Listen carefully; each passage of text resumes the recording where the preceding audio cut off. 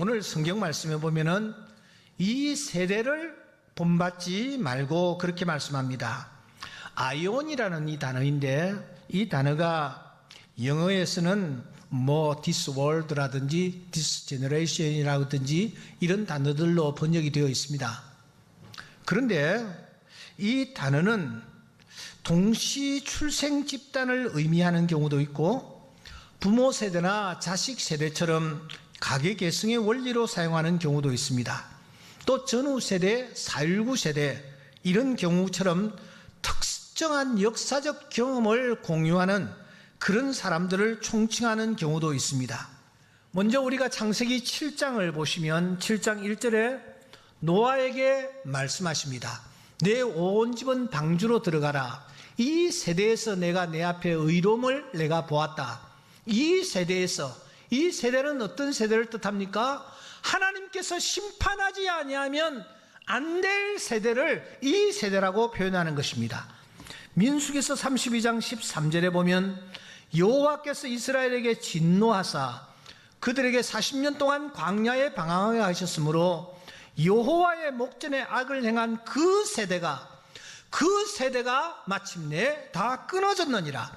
출애굽 세대를 가리켜서 그 세대가 하나님의 심판을 받았고 악을 행하였기 때문에 하나님의 심판을 받을 수밖에 없는 세대였다라고 말하고 있습니다.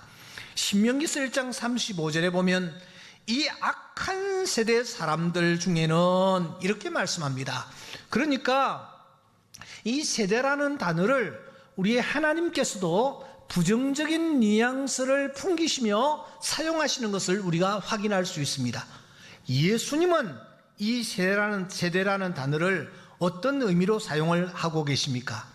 마태복음 12장 41절에 보면은 심판 때에 니누의 사람들이 일어나 이 세대의 사람들을 정죄할 것이다.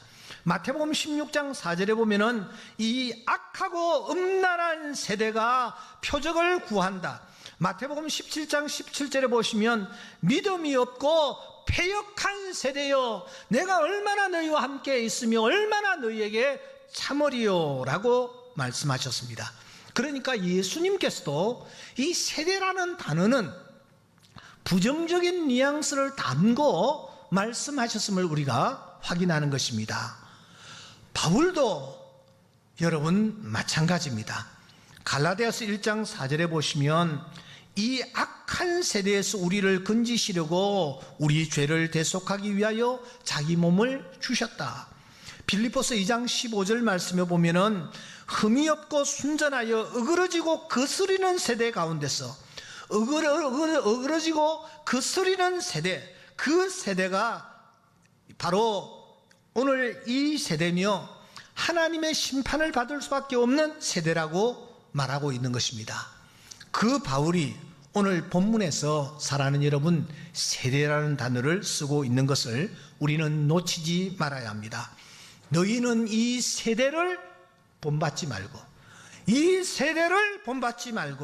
오직 마음을 새롭게 함으로 변화를 받아 하나님의 선하시고 기뻐하시고 온전하신 뜻이 무엇인지 분별하도록 하라. 그러니까 이 세대라는 단어는 돈이라든지 세상이라든지 꼰대와 같은 단어와 마찬가지로 그 자체로는 선도 아니요 악도 아니지만 부정적인 뉘앙스를 풍기고 있는 것이 틀림이 없는 것입니다. 그러니까 바울은 이 세대라는 단어를 강조하면서 이 세대를 따르지 말아야 한다. 본받지 말아야 한다. 이렇게 우리에게 강조하는 것입니다. 오늘 우리가 몸담고 있는 이 세대가 과연 어떠하기에 본받지 말아야 합니까? 따르지 말아야 합니까? 우리가 거기에 동화되지 말아야 합니까? 오늘 시간 관계상 저는 한 가지만 여러분들과 나누고 싶습니다. 오늘 우리가 몸담고 있는 이 세대는 창세 이래로 올바르고 유효하다고 여겨졌던 인간 행동의 근본적인 기준들이 용도 폐기 처분되는 세대입니다.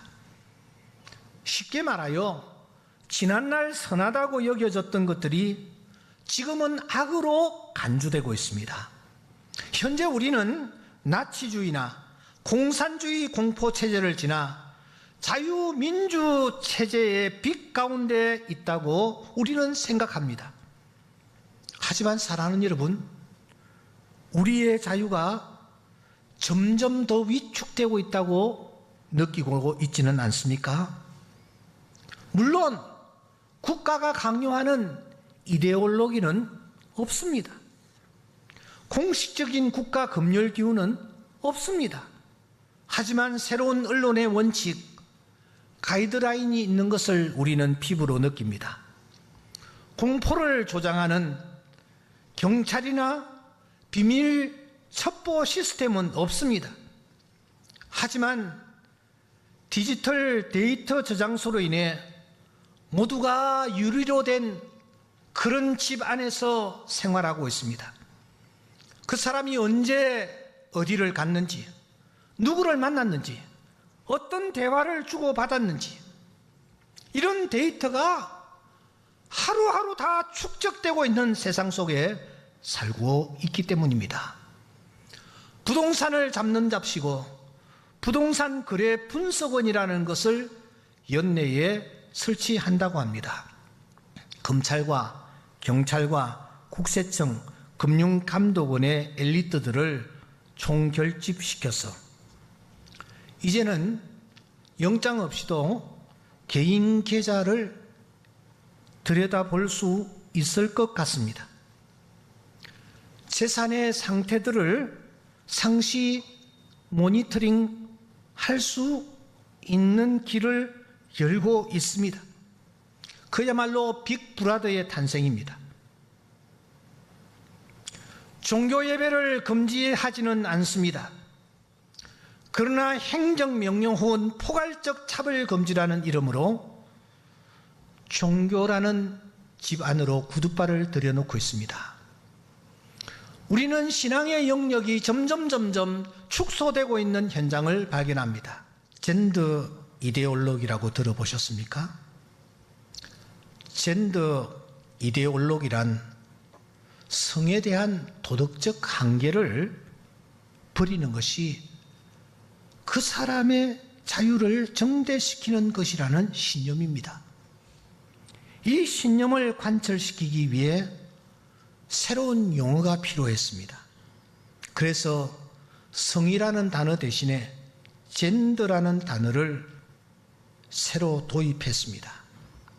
우리는 누구를 향하여 당신 성이 뭐요?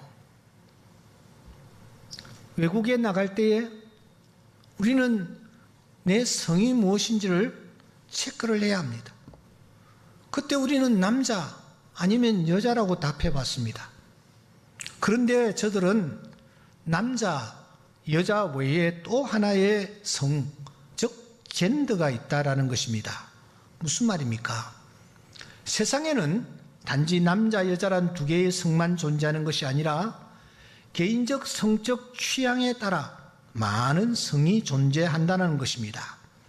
예를 든다면 레즈비언, 게이, 양성애자, 트랜스성, 간성, 이런 성들이 있는데 어떻게 획일적으로 남자 혹은 여자로만 구분 지을 수 있겠느냐 하는 얘기입니다.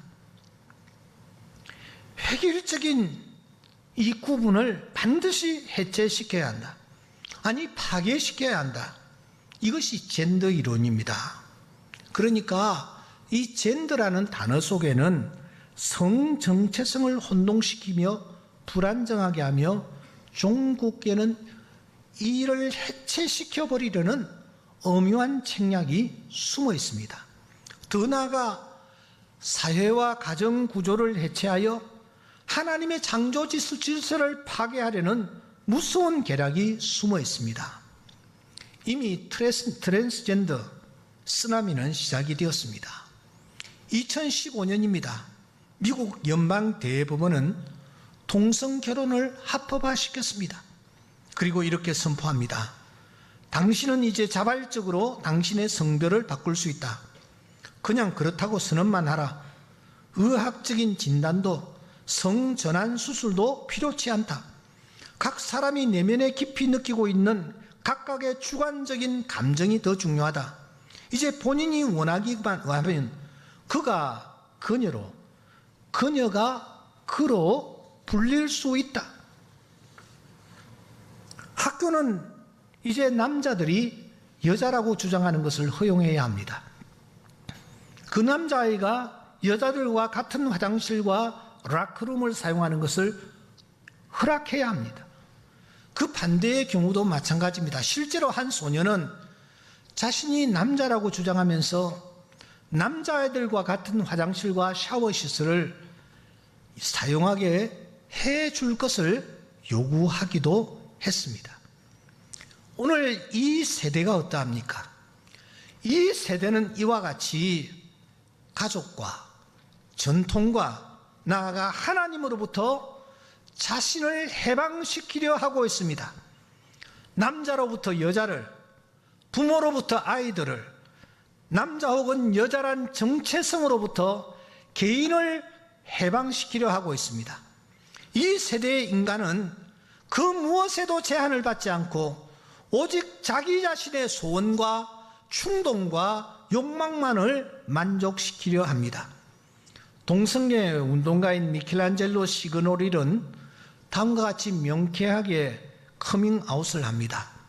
동성애 운동의 목적은 동성 결혼을 위해 싸워서 결혼 제도를 완전히 재정의하는 것이다. 이 오래된 결혼 제도에 대한 신화를 깨어 부수고 뒤집어 엎는 것이다. 가족을 완전히 바꾸는 것이다. 이것이 이 세대의 최종 목표입니다. 이 세대의 지향점입니다. 양성의 해체, 가족의 해체 말입니다. 그러면 여러분 어떤 일이 일어날까요? 여기 기혼인 세 아이의 아빠가 있습니다. 그런데 어느 날 자신의 성 정체성이 여자라는 느낌에 정복을 당하는 것입니다. 그는 자신의 신분증에서 남자라는 정보를 지웁니다. 그때부터 여자의 옷을 입기 시작합니다. 이를 바라본 아내가 황망해하면서 당신 같은 사람하고 살 수 없어, 이혼하자고 합니다. 하지만 이혼을 할 수가 없습니다. 왜냐하면 그 아내는 그때부터 차별이라는 죄를 범했기에 오히려 아내가 처벌을 받게 되는 것입니다. 여기 어린 한 아이가 있습니다. 아빠, 엄마와 함께 자라다가 부모가 이혼을 하게 됐습니다. 그런데 얼마 후에 이 아이는 알게 됩니다. 무엇을 알게 됩니까? 아빠가 자기 파트너라고 하면서 또 다른 한 남자를 데리고 들어왔습니다. 그리고 아이에게 강요합니다. 여기 새엄마야, 엄마라고 앞으로 불러야 해. 이때 이 아이는 이 남자를 무엇이라고 불러야 합니까? 엄마 아니면 아빠 투? 부모랍시고 남자 두 사람이 학교에 찾아왔을 때, 친구들이 집에 놀러 왔을 때, 그때 그 아이의 감정은 어떠할까요? 여러분, 이 아이에게 인권이라는 것이 도대체 있는 것일까요? 성경이 무엇이라고 말합니까? 성경은 성에 있어서 경계를 넘지 말라고 우리에게 명령합니다.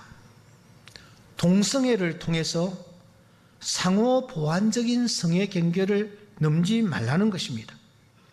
근친상간을 통해서 혈연적 경계를 넘지 말라는 것입니다. 동물과의 관계를 통해서 생물종 간의 경계를 넘지 말라는 것입니다. 이것이 성경 밑바닥에 면면히 흐르고 있는 하나님의 명령입니다. 그런데 당시 이방 족속들은 이러한 모든 행위들을 아무런 거리낌 없이 자행했습니다. 그 결과는 무엇입니까? 심판이었고 재앙이었습니다. 사랑하는 여러분, 오늘 우리가 몸담고 있는 이 세대는 과연 어떠합니까? 과연 어떠합니까? 그러므로 주님께서는 오늘 이 시대를 이렇게 단정적으로 규정하십니다. 누가복음 11장 29절에 보면은 이 세대는 악한 세대라 라고 말하고 있습니다. 이 세대는 악하다고 말씀합니다. 바울 사도는 갈라디아서 1장 14절에서 그래서 그리스도께서 우리 아버지의 뜻을 따라 이 악한 세대에서 우리를 건지시려고 우리 죄를 대속하기 위하여 자기 몸을 주셨다라고 말합니다. 우리는 이 악한 세대를 본받지 말아야 합니다. 진정 구원받은 자라면 피해야 합니다. 오직 너 하나님의 사람아 이것들을 피하고라는 말씀 그대로입니다. 그런데 피하는 것으로 끝나지를 않습니다. 2절의 핵심이 무엇이었습니까? 본받지 말고 변화를 받아 라고 말씀합니다. 능동적으로 적극적으로 나아가야 합니다. 그래야 오늘 우리가 몸담고 있는 이 세대를 우리가 극복할 수가 있습니다. 이길 수가 있습니다. 변화를 받기 위해서는 먼저 마음을 새롭게 해야 한다라고 말씀합니다. 어떻게 마음을 새롭게 할 수 있습니까? 사무엘상 10장 9절에 보면 하나님이 몸을 돌이킬 때에 새 마음을 주셨다. 에스겔서 36장 26절에 보시면 새 영을 너희에게 주겠다. 새 마음을 너희에게 주겠다. 너희 육신에서 굳은 마음을 제거하고 부드러운 마음을 주겠다라고 말씀합니다. 그렇습니다. 여기에 새 마음은 성령과 깊은 관련을 가지고 있습니다. 성령의 가장 중요한 사역이 우리 안에 찾아오셔서 우리의 마음을 새롭게 하시는 것입니다. 내 안에 있는 죄악의 쓴뿌리들을 제거하고 죄악으로 달려가려는 내 발걸음을 붙들어매며 죄악에 불타고 있는 내 추악한 마음을 새롭게 해 주시는 것입니다. 바로 그때 내 안에 변화가 일어납니다. 내가 스스로 변화를 일으키는 것이 아닙니다. 변화는 밖으로부터 와야 합니다. 거스를 수 없는 도도한 물결이 나를 덮치는 것입니다. 나는 죽었습니다. 나는 내 스스로를 변화시킬 수가 없습니다. 그런데 주 성령께서 내 안에 찾아오실 때, 내 마음을 새롭게 하실 때에 내 안에 변화가 일어나는 것입니다. 그래서 성경은 이렇게 말합니다. 진리의 성령이 오시면 너희를 진리 가운데로 인도할 것이다. 성령을 따라 행하라. 그리하면 육체의 욕심을 이루지 아니하리라. 힘으로도 되지 아니하며 능으로도 되지 아니하고 오직 나의 신으로 되느니라. 그렇습니다. 내 힘으로 할 수 없습니다.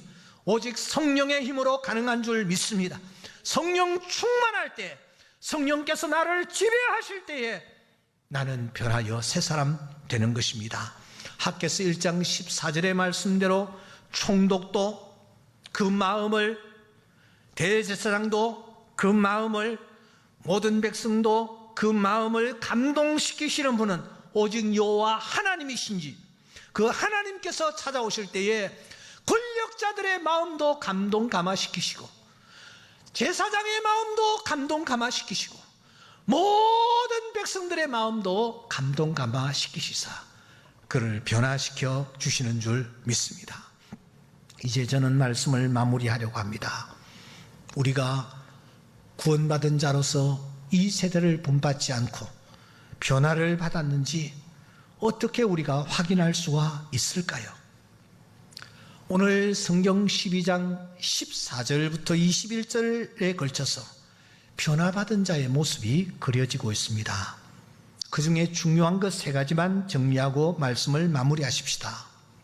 여러분, 내가 변화를 받은 사람인지, 내가 이 세대를 본받지 않고 하나님의 뜻을 쫓아 나아가는 사람인지, 하나님의 선하시고 온전하신 뜻이 무엇인지를 분별하며 나아가는 자인지를 어떻게 확인할 수 있습니까? 여기 리트머스 시험지 3가지가 우리 앞에 제시되고 있습니다. 그 첫째는 14절입니다. 우리 다 같이 14절을 함께 읽겠습니다. 너희를 박해하는 자를 축복하라. 축복하고 저주하지 말라. 바울 사도가 맨 먼저 강조하는 부분이 이것입니다. 왜냐고요? 변화받은 자에게 나타나는 첫 번째 모습이기 때문입니다. 쉽게 말하여 내 입에서 지금 무슨 말이 나오는가 하는 것입니다. 내가 변화받았는지를 판별하는 잣대가 내 입입니다. 여러분, 불평하고 원망하고 다른 사람을 저주하는 이런 자는 변화된 자가 될 수가 없습니다. 스데반이 어떠했습니까? 자기를 향하여 돌을 던지는 원수들을 향하여 무릎 꿇고 마지막 기도하기를, 저들을 축복하는 기도를 하나님 앞에 올려드렸습니다.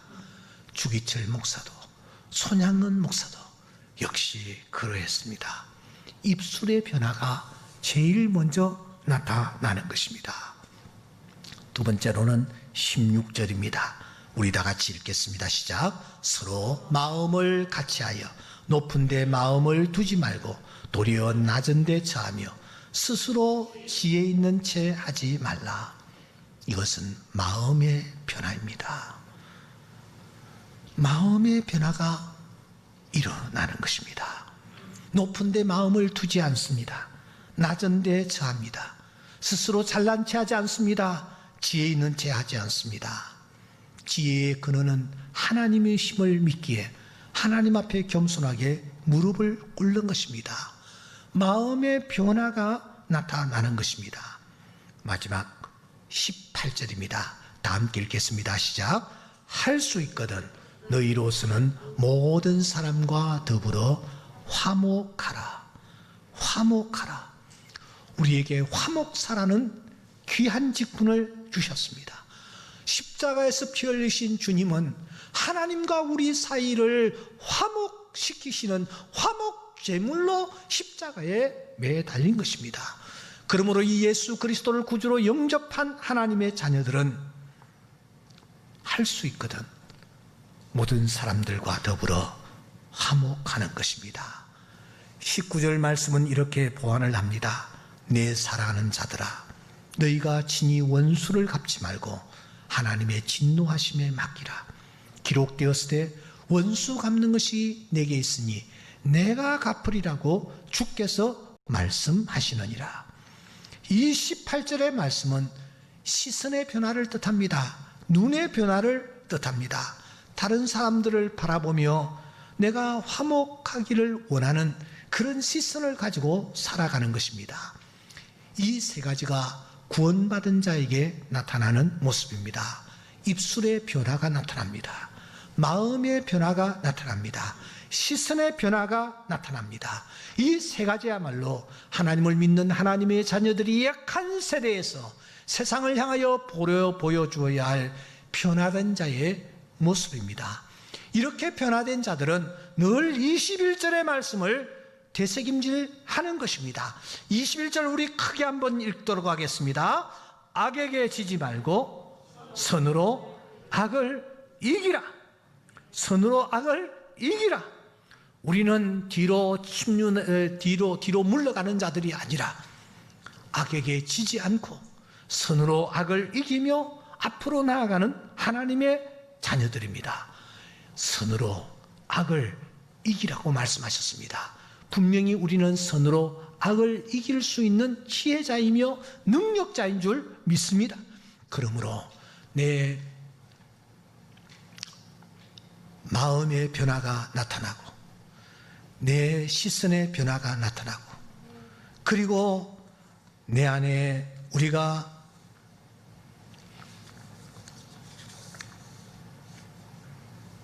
입술의 변화가 나타날 때에 우리 안에 하나님께서 임재하셔서 세상을 이길 수 있는 능력자로 우리를 다듬어 주실 줄 믿습니다. 사랑하는 성도 여러분, 나는 정말 구원을 받았는가? 오늘 밤에라도 하나님께서 나를 부르시면 내가 하나님 앞에 설 수 있는가? 내가 구원받았다라는 것을 어떻게 증명할 수 있는가? 삶을 통해서 나타나야 합니다. 이 세대를 본받지 않는 것입니다. 마음을 새롭게 함으로 변화를 받는 것입니다. 입술의 변화, 마음의 변화, 눈의 변화를 우리가 경험하면서 나아갑니다. 그렇다고 해서 절대 비굴하지 않습니다. 악에게 지지 않습니다. 선으로 악을 이기며 나아가는 자입니다. 다시 한번 묻습니다. 우리는 구원을 받았는가? 구원받은 자의 표징이 나에게 있는가? 자신에게 물어보며 한 주간 승리하는 주의 귀한 자녀들 될 수 있기를 주의 이름으로 축원합니다.